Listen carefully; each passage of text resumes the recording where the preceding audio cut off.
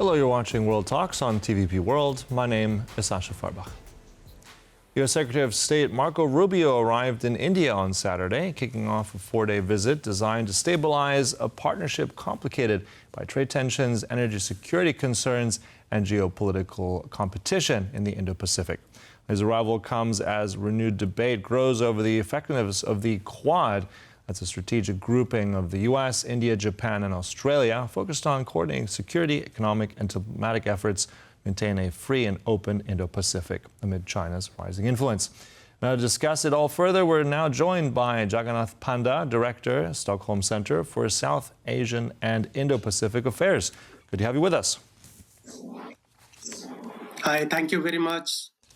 So if we look at the visit, I mean, it's 4 days in India. That's quite significant. Where is that relationship right now in your mind between the United States and India, and where is it headed? Well, of course, as you know, for last 1 year or so, the relationship has been really on the downside. It's really not really moving forward. So in that context, I think Rubio's visit to India is very critical, trying to reshape the relationship, trying to regroup where the trend has been lost between India and US, and most importantly, at a time when there is absolutely no talk about Quad or about the Indo-Pacific or about free and open Indo-Pacific that India, US used to talk with their partners like Japan and Australia. So in that context, Rubio's visit is trying to resurface many things between the US and India, particularly trying to revamp that the strategic vitality both the partnerships brings to the Indo-Pacific contours. More than that, I think what we need to really see, this visit is a gateway for a further high level of political leadership exchange, which is really awaiting for some time. President Trump and Prime Minister Modi has not really met in recent past. So hopefully, this visit of Marco Rubio is going to make that change and probably stabilize and try to resurface the relationship from its downturn. Mm-hmm. Now, you said that the relationship right now isn't what it used to be. I mean, it hasn't helped. We've seen trade tensions, tariff squeeze. Energy is also a critical one. What, if anything, can Marco Rubio do here in terms of energy? I mean, this is something that India's been crunched. It needs energy. It's getting it also from Russia. It's not really allowed to because the United States doesn't want it to. So where does energy fit into all of this? Of course, given the recent tensions in the Strait of Hormuz, I think there will be definitely talk between US and India. And Marco Rubio's visit is quite critical in the context that probably it offers a closed discussion, free and frank discussion. There has been quite demands from the US that India should really buy its energy components more from United States of America going forward. But I think this visit of Marco Rubio is going to have some kind of understanding how to not only rebuild the ties, but also try to have a parity of understanding on energy deals, particularly on the Strait of Hormuz, and how India and US could be on the same side. More than that, I think this visit also tries to review the relationship more from the trade and economic points, where energy security and energy component, figures very highly. So, in overall, we can say that this visit is definitely going to be a setting a new official oriented connections, restarting again between US and India, and trying to revamp the relationship from its low tide.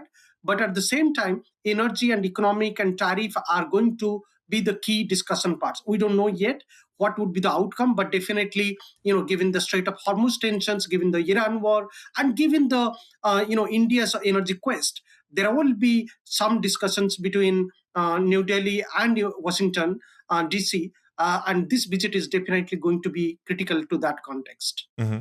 And I'm also curious, I mean, one competitor strategically with India is China. That's right next door. This also has come into more of the forefront. I'm just wondering, what's the relevance now, and how does the relationship change, or is it more important between the United States, India, given China also next door, and that last meeting with Xi Jinping and Donald Trump? I think President Trump and President Xi Jinping's meeting was quite critical. I think we don't have so much information what has really been discussed behind the back door between Trump and President Xi. But then we assume that probably United States of America wanted to have China to take a lead on many global issues and trying to have some kind of accommodation and platform sharing in the global governance milieu. So in that context, a G2 kind of discussion really appeared between President Trump and President Xi. But in that context, I think United States of America really realizes that today's China is not really the China that used to be in past years. Today's China is quite assertive, quite firm, and quite aggressive in its negotiation strategy. So therefore, United States of America need its core Indo-Pacific partners, particularly India, which is really critical to its energy quest, its Indian Ocean strategy, its partnerships, frameworks in the Indo-Pacific context. So therefore, Marco Rubio's visit is quite critical in the context that U.S. Wants to really improve its ties with India, given the background that President Trump and President Xi didn't really discuss about so many critical issues. There has been a gap. There has been a gap between US and China. Probably President Trump's visit has cooled down some of these tensions between US and China. But we know they are competitors, they are rivals, and things will not really be in order given the kind of China we are seeing. China is rising, becoming aggressive, and particularly on the Taiwan issue when China is becoming quite assertive and affirmative. So in that context, Indo-Pacific partnership between US and India remains critical to the stability of a rules-based order. Mm-hmm. And also, as you mentioned earlier, Quad, in terms of that framework, this includes the United States, it includes India, Australia, Japan. How relevant is it right now, that format in its form? And we haven't had a leaders summit, I believe, in that format since 2024. Do you think that's going to be one thing on Rubio's mission? Will that now take place because of this visit? Or how is Quad relevant now, given all that you've said already? I think it appears to me that probably Rubio's visit to India, kind of outlines the context that probably there will be foreign ministers meeting among the Quad member countries. So we might see that Quad foreign ministers meeting might continue for some time. So this might be a kind of new beginning. We know that the Trump administration is not really keen about Quad, and there has been some tensions between US and India. US and Japan also are not on the same on the same platform when it comes to critical issues, particularly on China.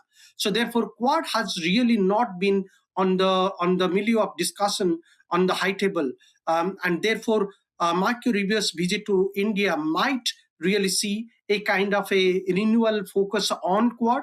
But I think overall we can say that Quad might be happening, Quad foreign ministers meeting might happen in New Delhi, but that might not really, make the Quad for the next couple of years to become the most important minilateral platforms. We know that Trump administration is not really keen to, put forward Quad. So therefore, we might see that maybe Quad having a low tide, a momentum at this moment, till the Trump administration is there. But definitely Quad is going to survive. And the foreign ministers meeting indicates that there is a context that all these four countries need to collaborate, stay in touch, given their common stake in the Indo-Pacific, and given their common, concern about China. US needs India, US also needs Japan and Australia. And therefore that explains the vitality and the essence of Quad as a minilateral groupings in Indo-Pacific. All right, interesting. And also, I think also on a strategic level, I mean, we heard Marco Rubio just on his arrival on Saturday praising these relations between India and the United States, praising the strategic partnership, not limited to just this region. Now, India has often stressed the strategic autonomy. So how are these two reconcilable in your mind? Well, I think the strategic autonomy is becoming the principles of many countries' foreign policy. It's not only India's foreign policy, but we are seeing many competing foreign policies are adopting the the principles of strategic autonomy. That means you keep your options open. So in that context, I think India also needs to have a good connections not only with the United States of America, which has been a kind of a partner for last 1.5 decades, particularly as a Indo-Pacific partner, as a defense and security bilateral partner. But also India needs to maintain a good relations with Russia and China. And therefore, the strategic autonomy is becoming the fulcrum of Indian foreign policy. And going forward, probably we will see that there is a lot of exchanges probably happening between India and China in times to come. So we cannot really, draw any definite conclusion from Marco Rubio's visit to India by saying that everything has been resolved between US and India, the kind of tensions that exist over the last 1 year since the Trump administration has arrived for the second time in power. So we know tariff has been a contentious issue between US and India. The trade and the economic partnership has not really been in order. And most importantly, there has absolutely not been any discussion on Indo-Pacific between US and India. So India wants to keep its options open, not to really completely tie down or completely cut off its relationship with the two Eurasian critical powers, that is China and Russia. India is well connected with China and Russia in the BRICS forum, in the AIB, in the Shanghai Cooperation Organizations, and those forums are having a much larger continuity. So therefore, India needs to adapt to a strategic autonomy principle in order to stay connected both with the West as well as with the Eurasian powers. Mm-hmm. And also, curious, how does Pakistan factor into all this? I mean, we've had the United States increase its engagement with Pakistan. How does that, if anything, impact the relationship between the U.S. and India? Well, we know that Pakistan's foreign policy survives on an anti-India campaign. So I think over the last 1 year or so, we have seen they becoming quite active in terms of engaging with the Trump administration and particularly trying to pitch a kind of anti-India regional strategy where Pakistan could be taken into confidence as far as US game plan in the region is concerned. And also what we have seen during the current Iran war, Pakistan trying to be acting as a mediator without really, considering or trying to, verify its own credential as a peacemaker or as a negotiator in the past. We know the history of Pakistan. It has always been questionable, and Pakistan's history indicates that it cannot really act as a peace broker or peacemaker in the regions, given its credibility on terrorism issue, given its credibility on issues like extremism and militant activities that it is harboring within Pakistan for a long time.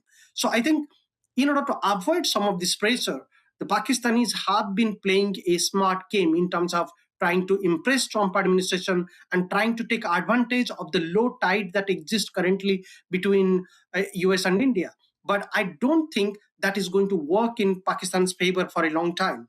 US realizes that India is a rising power, it's a stable economy, and it is a power to reckon with in the Indo-Pacific regions.